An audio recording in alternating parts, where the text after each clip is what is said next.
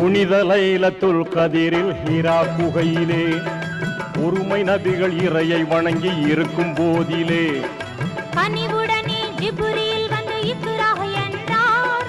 காந்த நபிகள் ஏந்தி கொண்ட பாண்டமி குர்ஆன், பாண்டமி குர்ஆன், பாண்டமி குர்ஆன்.